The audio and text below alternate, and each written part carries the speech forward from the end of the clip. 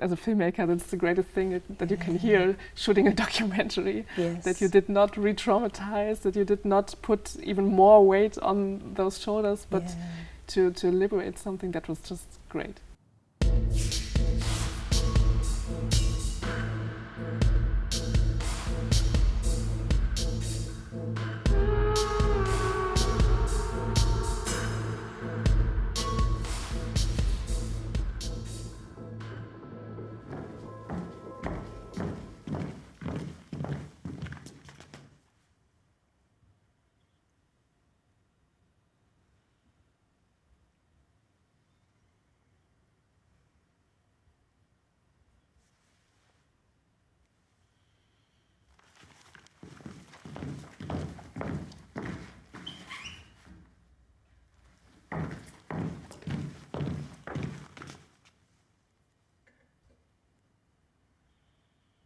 I don't like it very much when people think that it's a reenactment, but it's very important to me and to the protagonist that it wasn't a reenactment. Absolutely. It was going into the scenery again and saying what was in their minds back then and exploring the situation from another angle. So I didn't want to re-traumatize them, of course. So but you know what you're saying, if it's okay for me to share, that's course, like exactly the way that I come to responding to trauma in therapy, is that to return to the original event with nothing changed is re-traumatizing. Yeah, of course. But like actually, like what you were doing physically felt like a reflection of what I do verbally, if that makes sense. Yeah, absolutely, yeah. Okay. Yeah. But verbally, I can just imagine people like sitting there, or is one person laying down, or no, that's not the kind of therapy. But you know, no, like so when I say verbally, a bit like say someone comes in and they've experienced a traumatic experience. Sometimes like the dominant ideas is that they have to tell their story in a really linear, factual way. You know, like need to be believed, need to tell. And that's just not the way that, you know, memory gets stored, right? As is very evident in your film. And that's what got me so kind of appreciative when I was watching the film. I was like, this is like physically happening, you know? So there's this kind of very spatial and physical and collective movement. See, I'm already getting really excited talking about it. Me too, it's so interesting. Ich habe das irgendwie so total verdrängt, also dieses Casting. Nicht den Text vergessen jetzt, weil hier was stattfindet, ne, so. Und dann auf einmal mich irgendwie angefasst hat. Ich kann aber auch gar nicht sagen genau wo oder was. Ich habe irgendwie nur versucht, mich zu wehren. Zwischen meine Beine und an meinen Po. Und ich habe einfach so gehofft, dass jemand von diesen Leuten irgendwie kommen würde und sagen würde, stopp, das geht doch nicht. Aber die haben einfach zugeschaut. Wie zur Hölle kann man sich das erlauben? I had some psychological coaching before the shoot, and then I just picked the things what I just thought would be good for the protagonists. So, I mean, it was very important that I'm actually like one of them. There was this very deep connection because we share the same stories, so I could just ask myself what would feel good to me right now, and that was a pretty good starting point. And then we just took a lot of freedom in between those concepts, and I think it was very important too that the protagonists knew that they could also ask for always ask for a break or something.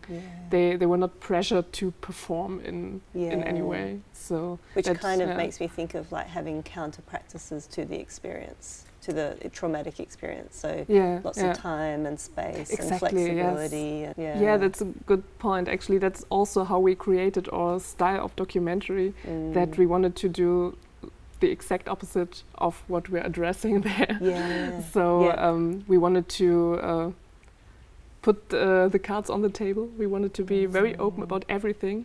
That's also how this stylistic idea came to me, that I would also show my team behind the camera, because I wanted to be open with everything. And then we took that and made it a concept, an artistic concept. And that's how it started. Yeah. There's so much that you're saying that like sparks for me, but I also just want to really acknowledge what it means to be guided by lived experience. You know, so there's this idea we can go and get methods and ideas out here, but like when you say moving intuitively, but also based on lived experience, like, hang on, what would be okay for me right now as a way of shaping it, just feels, it feels really important, and I can resonate a lot in my own practice with that. Okay. But I also want to ask, like, with the, because we were talking about reenactment or this idea of reconstruction, my experience of watching those moments was kind of like a different, like describing what happened, but with different, it's hard to find language for it, but you know, there was something happening there that felt really important and political. Yeah, we were just talking about your way of reconstructing something in therapy in a verbal way, what we did in a physical way. Yes. And it was so interesting to me, and I actually wanted to ask you how that works in a therapeutic way, because we actually, the women told the same story twice. Once they told it sitting down in a chair in a face-to-face interview situation, and then actually the other day they told you could say the exact same story, but standing up in the room, and it was so different. It was so interesting how many memories came to them much more specifically when they physically moved through the room. Yes. So is that something that you would use in therapy as well? Yeah, but also like verbally, because like as you're talking, I'm like, I'm traveling, and I think that's something about transport, you know, so I'm thinking about someone that I worked with who we did return to the traumatic experience, but did it through thinking about where the person's eyes were, whether their eyes were open or closed, or where they were looking. So coming into that really nuanced detail, and I felt like I was experiencing that as I was witnessing the women sharing their stories, that there was like re-engagement with memory, but also like, I wouldn't say unlocking, but like coming into relationship with fragments that were otherwise dismissed or pushed aside before. Yes, I found it so interesting that the protagonist always said, if I remember correctly, or I'm not sure if I remember correctly, or maybe it was like that, I'm not sure, because they always wanted to reassure that they are not lying, of course, which they were not, absolutely, but society often thinks that when it's not, when they can't remember everything, that there must be something wrong with it. And maybe I'm going on a tangent, but like when you talked about the sit-down interviews in a chair, it's very much the same in therapy, that often people have, they've had so many demands to tell their story in like a linear, factual way, sitting down, facing the, you know, person, all these kinds of things. And it's so interesting how like memory is focused on what happens to the person, but the blanks or the gaps is that memory isn't stored about what people did in response. And so like from narrative therapy we talk about that people are not passive, they're not passive recipients of trauma. They're always doing something, whether it's physically, metaphorically, you know, even staying still and being silent is a response. But it often gets dismissed because it's not heroic or it's not like overcoming, you know. And so I was thinking what you're saying about when the women would say, I'm not sure, or that, it's also like, because memory is so linked with reputation, you know, this idea, are you truthful or not truthful? And that's what I really appreciated in the way that the film was brought together. The gaps in memory were so, I felt so appreciative that they were shown. You know, like I just felt like, we can hear the bits, but the absences of felt really significant for me as I was witnessing. That's very good to hear. But I also felt the need to keep it in. I could have edited it out, but I think that's such an important part of talking about such experience. It was kind of a puzzle. A big puzzle that came together, and everyone added something, and in the end we were looking at a much clearer picture. So that was a great collective experience, and that's why it was also very important to me that we started with the solo interviews before the women met, so that I could have proof of them saying the same things independently, and then in the end I could tell them, well, actually you all told me the same thing, and it was great for them to hear that, because they were not sure if they could believe themselves, and like that they could have this certainty, and it was very calming for them. It sounds a bit like privileging or centering the process. Like exactly, above the film, you know, even though the film is important, like it sounds like a process, like a circular process or something that that comes to completion. I'm just so curious, because the women have come from this experience. What kind of what practices or processes were really important for them to step into this space with you? I think a very important thing was that we kept it to this one room, this theater hall. So it was a very safe area, and we knew when we entered this theater hall, then there we would be talking about what happened, about our feelings, about all these different difficult topics.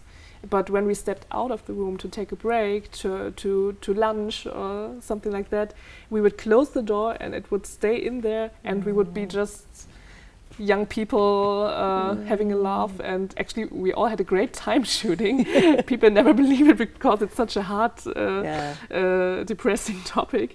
But we had a lot of fun too. I think this, as basic as it sounds, this closing of the doors and having one room there for that and another for being free and open and happy, that was a great thing for us. Yeah. I'm so happy to hear that, because often people say, how can you work with trauma? And I'm like, actually the conversations are usually quite playful and joyful and creative, kind of joy and movement, I guess, because it's not a replication of the power over, it's a different engagement with power. That's such a great approach. I think a lot of people are afraid of therapy because they think it would be always deep, always heavy, but it's so great to hear that it isn't always like that. But likewise, it's great to hear that, you know, for the women, it's like, this is, we do the tough work, but we also have relationship outside of that, and nice moments together. And absolutely. I loved it when one protagonist said in one of our first interviews when the film was finished that she had the feeling that since our shooting, she was like liberated from the story, because she felt that it stayed in this theater hall and it was taken off her shoulders. Or she took it off her shoulders actively, and that was just, as a filmmaker, that's the greatest thing that you can hear shooting a documentary. That you did not re-traumatize, that you did not put even more weight on those shoulders, but to liberate something. That was just great. That's such a, maybe that's an interesting question, like how has the Case You kind of like shaped your practice as you go forward? Like, very much. I can't imagine, you know, in what ways that might have stretched or moved or shifted. Absolutely. The Case You was the base of my filmmaking. It shaped the way that I try to interact with my team, with my cast, with everyone.